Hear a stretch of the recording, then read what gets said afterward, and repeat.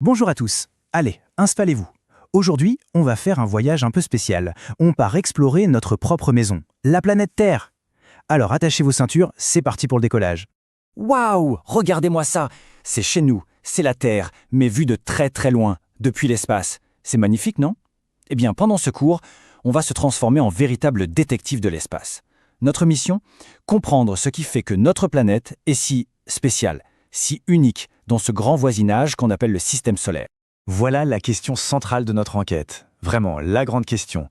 Il y a plein d'autres planètes autour de nous, alors pourquoi? Pourquoi est-ce que la vie, telle qu'on la connaît, a pu se développer ici, sur Terre, et apparemment nulle part ailleurs dans le coin? C'est un vrai mystère, et c'est ce qu'on va essayer de percer aujourd'hui, tous ensemble. Alors, voilà comment on va s'organiser. D'abord, on va se repérer, voir où on est dans l'univers.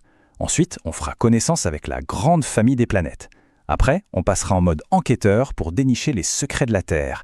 Et pour finir, on fera un petit bilan de tout ça. Allez, on y va. Bon, première étape, notre place dans l'univers. Bienvenue dans notre quartier cosmique, le système solaire. Pour se faire une idée, imaginez un peu un gigantesque manège. Et au centre de ce manège, il y a une énorme boule de feu, super brillante, super chaude. Et oui, c'est notre étoile, le Soleil. Et sur ce manège, qu'est-ce qu'on trouve? Eh bien, toute la famille. 8 planètes qui tournent inlassablement autour du Soleil, on va les réciter dans l'ordre en partant du centre. Il y a Mercure, Vénus, la Terre, ça c'est nous, Mars, et puis plus loin les 4 géantes, Jupiter, Saturne, Uranus et Neptune. Chacune est vraiment un monde à part entière. Ok, maintenant qu'on a fait les présentations, on va voir que cette grande famille de planètes, elle est en fait divisée en 2 groupes. Pour les ranger, les scientifiques ne les ont pas classées par taille ou par ordre alphabétique, non, ils ont regardé de quoi elles sont faites. C'est un peu comme si on avait une boîte de billes. Il y a les billes en terre et les billes en verre. Eh bien pour les planètes, c'est un peu pareil. Alors le premier groupe, c'est la famille des planètes telluriques. C'est un mot qui a l'air un peu compliqué, mais en fait ça vient du latin tellus, qui veut tout simplement dire terre. Donc une planète tellurique, c'est une planète, comme la Terre, rocheuse, avec un sol bien solide sur lequel on pourrait marcher. Et dans cette famille, on trouve les 4 planètes les plus proches du Soleil. Mercure, Vénus, la Terre bien sûr, et Mars. Et l'autre famille, alors, ce sont les planètes gazeuses. Et là, attention, on change complètement de catégorie. Ce sont des géantes, des monstres de gaz. Imaginez, on ne pourrait même pas poser le pied dessus, parce qu'il n'y a pas de surface solide. C'est comme essayer de marcher sur un nuage immense fait de gaz. Tout au fond, bien caché au centre, il y a un petit noyau solide, mais c'est tout. Ce sont les 4 planètes les plus éloignées du Soleil, Jupiter, Saturne, Uranus et Neptune. Et pour qu'on se rende bien compte de la différence, regardez cette image. C'est fou, non? La petite bille bleue, c'est nous, la Terre. Et l'énorme boule à poter, c'est Jupiter. On voit tout de suite qu'elles ne jouent pas dans la même cour. Ça illustre parfaitement le gouffre qu'il y a entre les petites planètes rocheuses et les géantes gazeuses. Bon, maintenant qu'on connaît un peu mieux la famille, place à l'enquête. C'est le moment de sortir la loupe et de se mettre dans la peau d'un scientifique. On a des indices à examiner pour résoudre notre mystère de départ. Vous vous souvenez?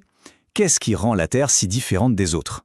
Et voilà notre pièce à conviction principale, un tableau. Ça peut faire un peu peur, un tableau, mais en fait c'est une mine d'or d'informations. Ici on compare 3 planètes. Notre voisine rouge, Mars, la géante Jupiter, et bien entendu notre planète, la Terre.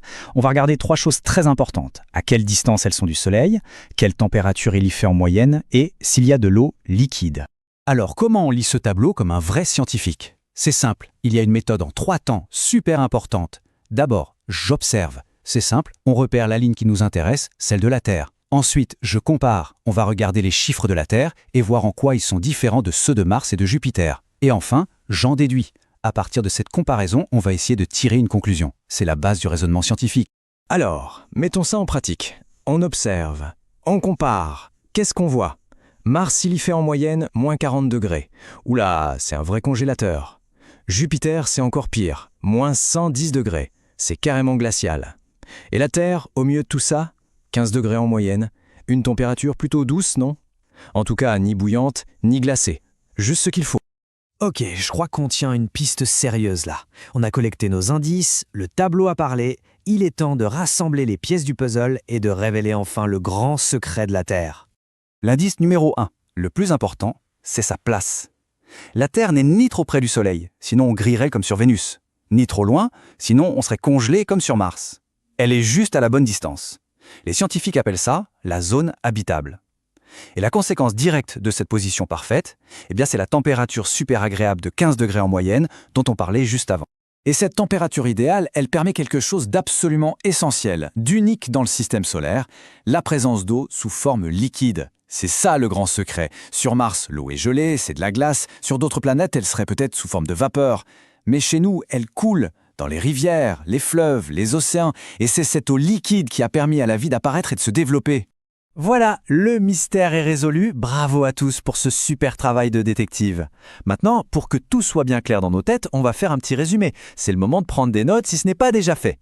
Alors, qu'est-ce qu'on doit absolument retenir de tout ça? 3 points super importants. Premièrement, notre système solaire compte 8 planètes, classées en 2 familles, les 4 petites rocheuses, qu'on appelle telluriques, et les 4 géantes gazeuses.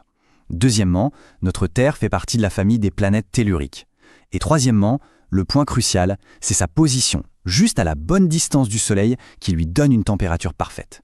Et c'est cette température qui permet d'avoir de l'eau liquide, la condition numéro 1 pour que la vie existe. Notre enquête d'aujourd'hui se termine ici. Mais il faut bien comprendre que l'exploration, elle, ne s'arrête jamais. Tous les jours, des scientifiques utilisent des outils incroyables, comme des satellites, des sondes qu'on envoie très loin ou des télescopes géants, pour en apprendre toujours plus sur notre univers. Et tout ça, ça nous laisse avec une question fascinante, une question pour l'avenir. Qu'est-ce qu'on va découvrir demain? Peut-être d'autres planètes qui ressemblent à la Terre. Qui sait? L'aventure de la science ne fait que commencer. Et c'est vous, peut-être, qui ferez les prochaines grandes découvertes. Merci beaucoup pour votre écoute et à très bientôt.